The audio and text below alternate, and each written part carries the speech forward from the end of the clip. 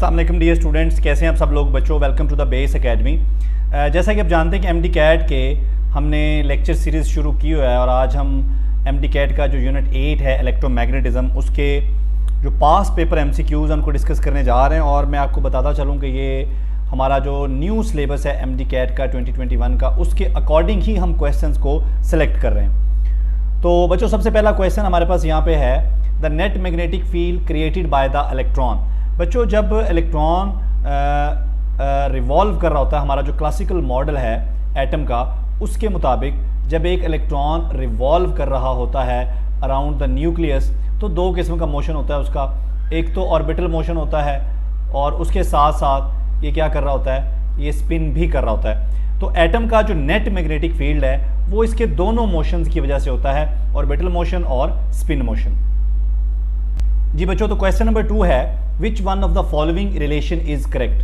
बच्चों वेबर पर metre square, आपको पता है कि वेबर जो है बच्चों ये फ्लक्स का यूनिट है और मैग्नेटिक फ्लक्स जो है ये बराबर होता है हमारे पास BA। बच्चों B हम मैग्नेटिक इंडक्शन या मैग्नेटिक फील्ड को कहते हैं और इसका यूनिट होता है टेस्ला इंटू एरिया। एरिया का यूनिट क्या होगा बच्चों, metre square, tesla into metre square. अब जो टेस्ला है बच्चों ये तो बराबर होता है न्यूटन पर एम्पेयर पर मीटर और मल्टीप्लाई बाय मीटर स्क्वायर। तो बच्चों ये बन जाएगा न्यूटन पर एम्पेयर मीटर। ये बन गया बच्चों वेबर। वेबर इसके बराबर होता है Newton per ampere into metre. अब देखिए वेबर के नीचे मीटर स्क्वायर डिवाइड हो रहा है, तो वेबर के नीचे मीटर स्क्वायर डिवाइड कर दें, यहाँ भी मीटर स्क्वायर डिवाइड कर दें, तो बच्चों मीटर से मीटर कैंसिल हो जाएगा, ये अगेन आ जाएगा न्यूटन पर एम्पेयर पर मीटर। और न्यूटन पर एम्पेयर पर मीटर ये टेस्ला के बराबर होता है और ये मैग्नेटिक फील्ड या मैग्नेटिक इंडक्शन का यूनिट है। ठीक है बच्चों, इसका मतलब है कि वेबर पर मीटर स्क्वायर बराबर है न्यूटन पर एम्पेयर और यहाँ पर मीटर। ये ऑप्शन भी ठीक है। ये यूनिट किसका है बच्चों, मैग्नेटिक इंडक्शन का यूनिट है। अच्छा जी, इसके अलावा ये यूनिट जो है वो टेस्ला के बराबर भी है बिल्कुल। ये जो न्यूटन पर एम्पेयर पर मीटर है इसको हम 1 टेस्ला भी बोल सकते हैं और 1 tesla 10 raise to the power 4 gausses के बराबर भी होता है। वो जो टेस्ला जो यूनिट है ये SI सिस्टम के अंदर हमारा जो यूनिट है वो टेस्ला है, जबकि CGS सिस्टम के अंदर हमारा जो यूनिट है बच्चों वो गॉस है।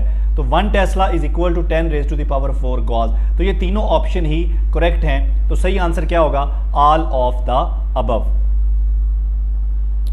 नेक्स्ट है बच्चों, the value of permeability of free space. Permeability of free space जो होती है 4 pi into 10 raise to the power -7 weber per ampere per metre के बराबर होती है बच्चों। तो ये आंसर जो है इसका ठीक है। नेक्स्ट बच्चों क्वेश्चन 4 है हमारे पास, if number of turns of solenoid is double. बच्चों नंबर ऑफ टर्न जो है सोलेनॉइड के उनको डबल कर दिया, but the current in the coil and radius remains the same, what will be the magnetic flux density produced by the coil। magnetic flux density बच्चों आपको याद हो मैग्नेटिक फील्ड, इसके अलावा मैग्नेटिक इंडक्शन और इसके अलावा magnetic flux density. Magnetic flux density बच्चों ये तीनों एक ही चीज़ हैं और तीनों को हम B से रिप्रेजेंट करते हैं। तो बेसिकली हमने मैग्नेटिक फील्ड ही निकालना है। ठीक है बच्चों, तो मैग्नेटिक फील्ड जो है एक सोलेनॉइड का ये बराबर होता है म्यू नॉट N/L इंटू आई। ठीक है बच्चों, अब इसमें जो न्यू मैग्नेटिक फील्ड है उसमें N प्राइम हो जाएगा ओवर L इंटू आई। अब बच्चों N प्राइम की जगह हम पुट करेंगे 2N, बाकी चीज़ें सेम ही रहेंगी, तो ये हो जाएगा 2N/L इंटू आई।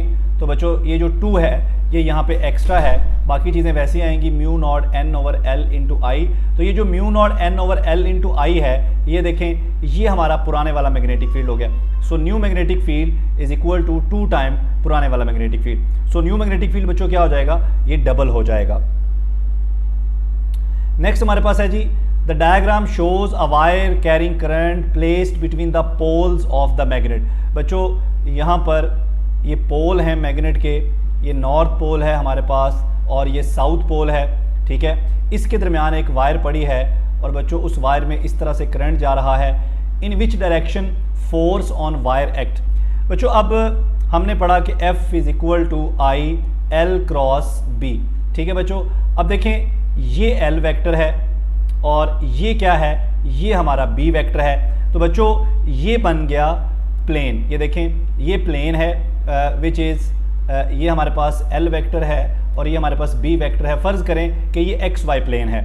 बच्चों जो फोर्स है, देखें force is always perpendicular to L and B, यानी कि फोर्स को L और B दोनों के परपेंडिकुलर होना चाहिए। या दूसरे लफ्ज़ों में आप ये कह सकते हैं कि जो फोर्स है उसे उस प्लेन के परपेंडिकुलर होना चाहिए जिस प्लेन में L और B हैं। जो अब L और B तो XY प्लेन में है, इसका मतलब है कि फोर्स Z एक्सिस में होनी चाहिए, इन दोनों के परपेंडिकुलर।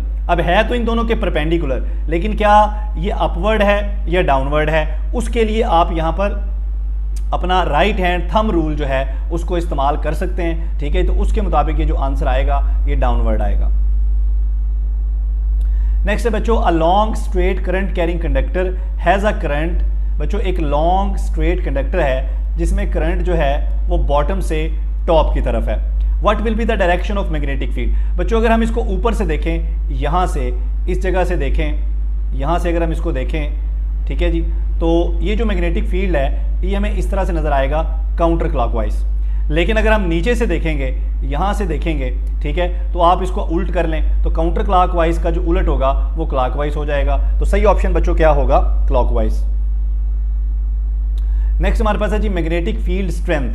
बच्चों मैग्नेटिक फील्ड स्ट्रेंथ ये किस में मेजर की जाती है। देखिए मैग्नेटिक फील्ड स्ट्रेंथ जो है इसको हम मैग्नेटिक इंडक्शन भी बोलते हैं और इसको हम मैग्नेटिक इंडक्शन के अलावा मैग्नेटिक फ्लक्स डेंसिटी भी बोलते हैं। तो बच्चों फ्लक्स डेंसिटी जो होती है ये होती है flux per unit area. Flux का यूनिट क्या होगा, वेबर, और एरिया का मीटर स्क्वायर। तो सही आंसर क्या बनेगा बच्चों, वेबर पर मीटर स्क्वायर।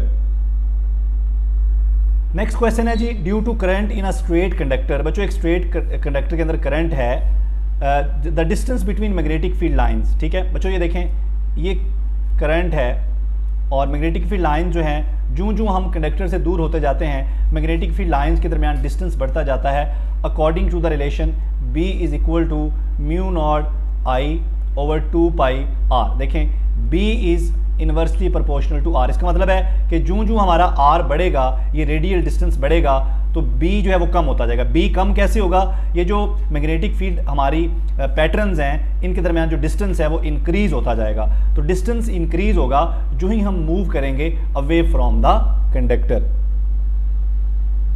नेक्स्ट बच्चों, a solenoid is cut into 2 halves. बच्चों एक सोलिनॉइड है हमारे पास यूं करके, ठीक है जी, और उसे यहाँ दरमियान से हाफ कट कर दिया गया, तो उसकी जो नई लेंथ है हर हिस्से की वो L/2 हो जाएगी और नंबर ऑफ टर्न जो है हर हिस्से के वो N/2 हो जाएंगे। करंट जो है वो सेम है। ठीक है, निकालना क्या हमने, मैग्नेटिक इंडक्शन।